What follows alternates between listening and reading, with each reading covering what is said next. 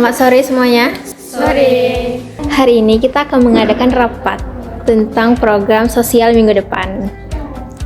Jadi, untuk kegiatan minggu depan, kita membutuhkan dana dari iuran anggota.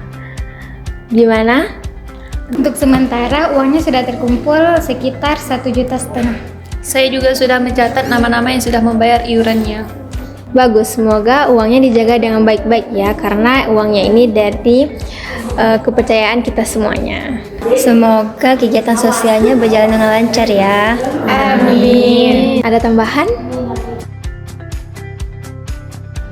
Jika tidak ada, kita akhiri rapat pada hari ini ya. Terima kasih semuanya. Ya, sama-sama.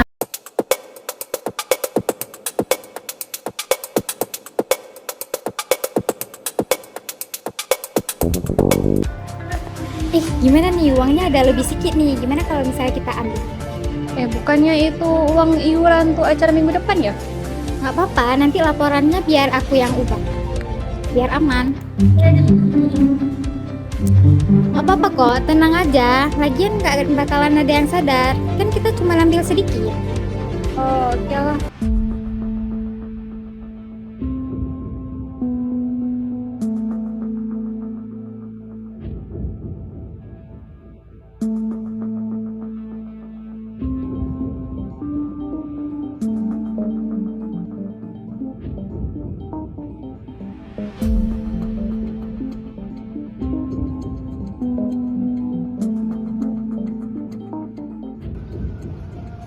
Permisi. Kalian ngomongin apaan? Nggak ada. Aku dengar kok kalian mau ubah datanya sama mau ambil uang iurannya. Enggak kok, itu cuma bercanda aja. Iya. Bercanda atau bercanda? Korupsi adalah penyalahgunaan kekuasaan untuk kepentingan pribadi dan merugikan orang lain. Korupsi itu bisa seperti tidak berbohong, menyontek dalam ujian, dan menyalahgunaan kekuasaan untuk hak milik. Korupsi bisa terjadi dalam berbagai bentuk, tergantung bagaimana cara seseorang melakukannya. Nah, berdasarkan caranya, korupsi dibagi menjadi beberapa jenis. Jenis-jenis korupsi kecil yang sering terjadi dalam kehidupan sehari-hari. Yang pertama seperti memakai uang kas untuk kepentingan pribadi, mencontek atau plagiarisme, serta menitip absen kepada teman padahal dia sendiri tidak hadir. Jadi, upaya pencegahan anti korupsi ini bisa dilakukan dengan hal kecil seperti berkata jujur, tidak berbuat kecurangan, dan disiplin waktu. Pendidikan anti korupsi ini mengajarkan nilai integritas, keadilan, dan tanggung jawab dalam kehidupan sehari-hari.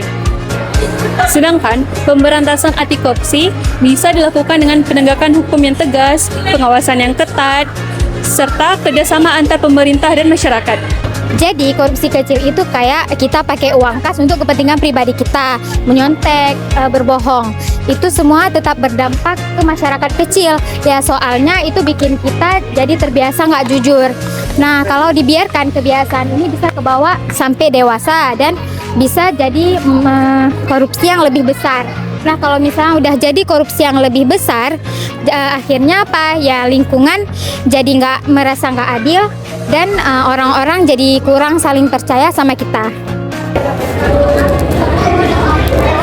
Secara umum, faktor penyebab korupsi terbagi menjadi dua, yaitu faktor internal dan faktor eksternal.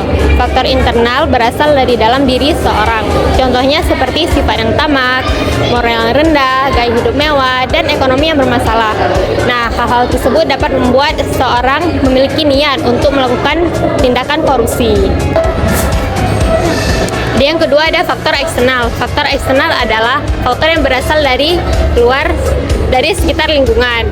Nah, contohnya seperti penguasaan yang lemah, hukum yang tidak tegas, kemudian budaya suap yang dianggap biasa, dan penyalahgunaan jabatan. Nah, karena adanya kesempatan dari lingkungan, tindakan korupsi lebih mudah terjadi.